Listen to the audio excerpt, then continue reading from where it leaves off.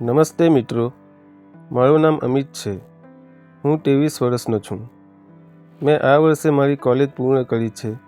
આજે હું તમને મારા જીવનનો સૌથી સારો પ્રસંગ કહી રહ્યો છું. મિત્રો, તમે આ ચેનલને સબસ્ક્રાઈબ કરી અમને સપોર્ટ કરજો. હું બાળપણમાં મારા દાદા દાદી સાથે મોટો થયો છું. હવે મારા દાદા દાદી પણ રહ્યા નથી. હું એક સારો વિદ્યાર્થી છું, તેથી મને શાળામાંથી અને પછી કોલેજમાંથી શિષ્યવૃત્તિ મળે છે. આ મને આગળ વધવામાં મદદ કરે છે. કોઈ સમસ્યા નથી, જે આ બધું મને સરળતાથી કરવામાં મદદ કરે છે. હું બાયોનો વિદ્યાર્થી છું. મારા કાકાના અવસાનને ફક્ત 1 મહિનો થયો છે. મારી કાકી તેમની જીવનશૈલીમાં ખૂબ જ સરળ છે. મારી કાકીનું નામ સારિકા છે. તેની ઉંમર 35 વર્ષ છે. કાકીને 2 દીકરીઓ છે અને બંને છાત્રાલયમાં રહીને અભ્યાસ કરી રહી છે. મારો અભ્યાસ પૂરો કર્યા પછી હું માર્ચમાં મારા કાકાના ઘરે ગયો. કાકીએ મારું સ્વાગત કર્યું. મારી કાકી ખૂબ ખુશ હતી, કારણ કે મારી કાકી મને ખૂબ પસંદ કરે છે. જો તેણીને સરસ કહેવામાં આવે તો તે બિલકુલ ખોટું નથી. ગામના અન્ય લોકો સાથે તેનું વર્તન ખૂબ જ સારું છે. અમે બંનેએ ભોજન કર્યું અને સૂઈ ગયા. મારા કાકાના ગયા પછી હું પહેલીવાર તેમની પાસે આવ્યો. મારી કાકી બીજા રૂમમાં કપડાં બદલી રહી હતી. હું તેની પાછળ ગયો અને તેને વળગી પડ્યો. મારી કાકીને કંઈ ખોટું લાગ્યું નહીં, કારણ કે હું હંમેશા તેમને આ રીતે જ ગળે લગાવતો હતો. તે પણ મને વળગી રહેવા લાગી અને તેના હાવભાવ પરથી સ્પષ્ટ થઈ ગયું કે તેને તરસ લાગી છે. મેં તેને સીધું જ કહ્યું, આંટી, હું આનંદ કરવા માંગુ છું. મારી કાકી હસ્યા અને કહ્યું, ચાલ્યા જાઓ તમે. હું આ કેવી રીતે કરી શકું? મારી વાત સાંભળીને આંટીને જરાય અજુગતું લાગ્યું નહીં, કારણ કે હું મજા વિશે તેમની સાથે ખૂબ જ ખુલીને વાત કરતો હતો. મારા કાકા જતા પહેલાં પણ હું મારી કાકી સાથે મજા વિશે વાત કરતો હતો અને હું ઘણીવાર તેમને બદલતા જોતો હતો. જ્યારે મેં આગ્રહ કર્યો, ત્યારે મારી કાકીએ કહ્યું, ઠીક છે, તમે એક શરતે તે કરી શકો છો. મેં કહ્યું, કઈ શરત? કાકીએ કહ્યું, જુઓ, હું વિધવા થઈ ગઈ છું અને જો તમે મારી માંગણી પૂરી કરી શકો છો તો હું તમારી બનીશ. પછી આપણી વચ્ચે આ બધું કરવામાં કોઈ સમસ્યા નહીં રહે. હમણાં ગામમાં કોઈને આ વાત ન કહેતો. મેં કહ્યું, ઠીક છે. આ પછી મારી કાકી સિંદૂરનું બોક્સ લાવીને મને આપ્યું અને મેં ભગવાન સમક્ષ તેની માંગ ભરી દીધી. હવે અમે બંને પતિ પત્ની બની ગયા. આ પછી મેં મારા હાથમાં ઉચકી અને તેમને બકી કરતી વખતે અંદર લાવ્યો. મારું શરીર ચોક્કસ નાનું હતું, પણ મારામાં ઘણી શક્તિ હતી. મારી ઊંચાઈ તેના કરતાં 1 ઇંચ વધારે હતી. મેં પણ ઝડપથી કામ કર્યું અને ધીમે ધીમે ફેરવી દીધું. તેને ઝળઝળાટ થવા લાગી.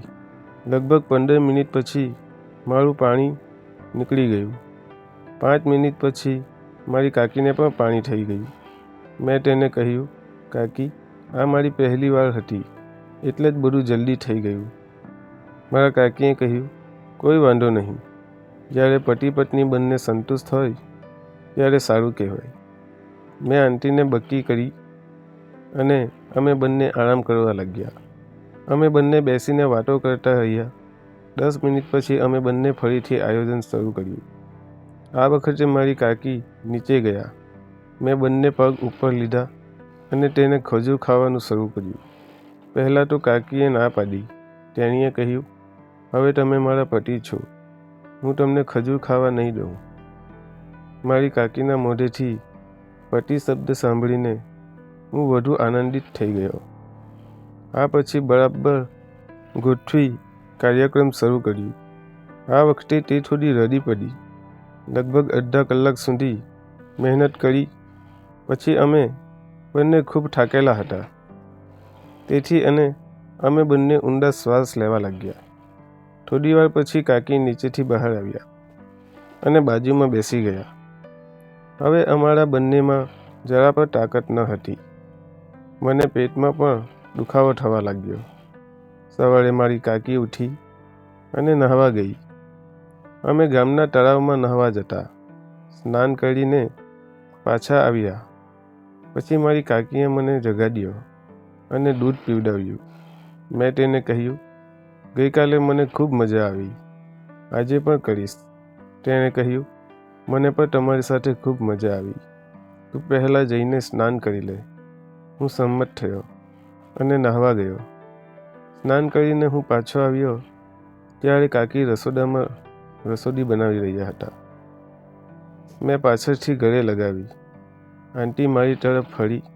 જ્યારે મેં તેમની હાડી ઉપાડવાનું શરૂ કર્યું ત્યારે આંટીએ કહ્યું, હમણાં નહીં, હું હમણાં જમવાનું બનાવી રહી છું. મેં કહ્યું, હું ખાવા માંગુ છું. તો તે હસી પડી. આંટીએ ગેસનો ચૂલો બંધ કર્યો અને રસોડામાં એક બાજુ ઊભી રહ્યા. મારી કાકીએ કહ્યું, હું તારાથી ખૂબ ખુશ છું. તમારું કામ અને મહેનત અદ્ભુત છે. તે દિલ અંદર સુધી પહોંચે છે અને કમાલનું કામ કરે છે. મારી કાકીને મારી મહેનત કરવાની આદત ખૂબ ગમતી.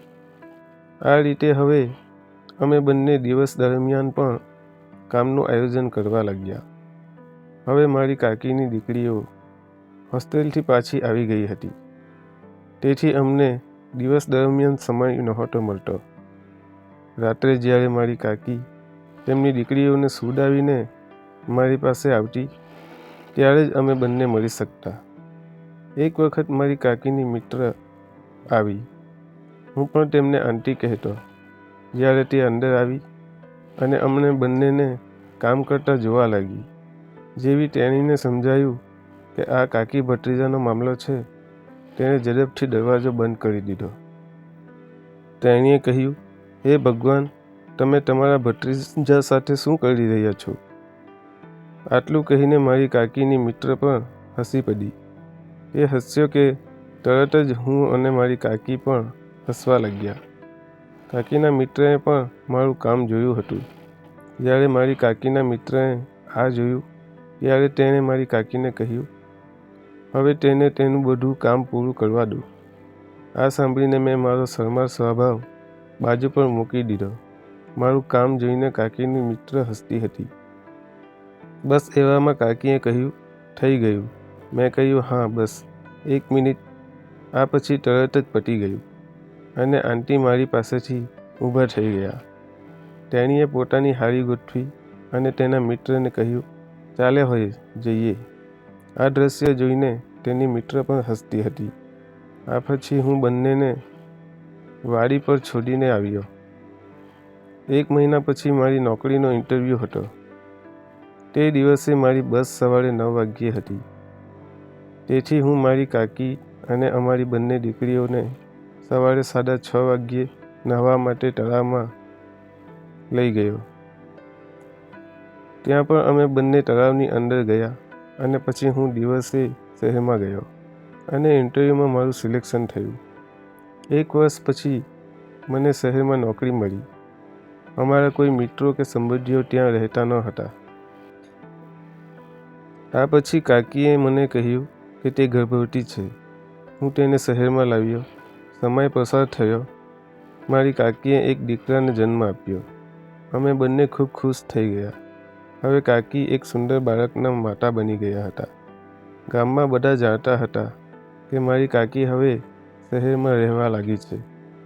મિત્રો, તમને આ વાર્તા કેવી લાગી તે કમેન્ટ કરીને જરૂર જણાવજો. ફરી મળશું આવતીકાલે એક નવા વિડીયોની અંદર. ત્યાં સુધી આવજો. વિડીયોને પૂરો જોવા બદલ આપ સૌ મિત્રોનો દિલથી ખૂબ ખૂબ ધન્યવાદ.